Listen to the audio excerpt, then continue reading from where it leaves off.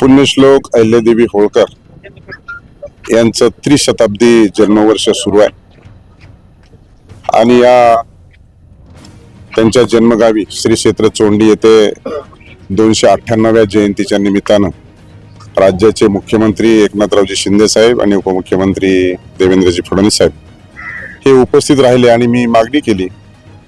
अनेक लोकांची मागणी होती आणि मागणी केली की अहिल्यानगरचं नाव या अहमदनगर जिल्ह्याला मिळावं आणि निश्चितच त्याचा प्रस्ताव हा लोकसभेपूर्वी राज्याचे मुख्यमंत्री, दोन्ही उपमुख्यमंत्री आणि राज्याच्या मंत्रिमंडळाने तो परिपूर्ण प्रस्ताव लोकसभेपूर्वी तो केंद्राकडे पाठवला आणि आज केंद्राने त्याला मान्यता दिली.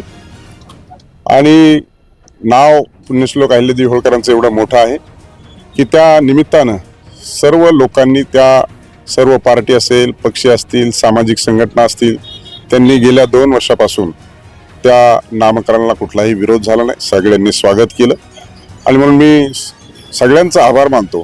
केंद्र सरकारचं, राज्य सरकारचं, देशाचे पंतप्रधान आदरणीय नरेंद्रजी मोदी, गृहमंत्री अमितभाई शहा, राज्याचे मुख्यमंत्री एकनाथजी शिंदे साहेब, उपमुख्यमंत्री देवेंद्रजी फडणवीस साहेब, दुसरे उपमुख्यमंत्री अजितदादा पवार साहेब, मी सर्वांचा आभार मानतो की आमची अनेक दिवसांची मागणी आणि त्रिशताब्दी जन्मवर्षाच्या निमित्तानं अहमदनगरचं नामकरण हे अहिल्यानगर केलेलं आहे.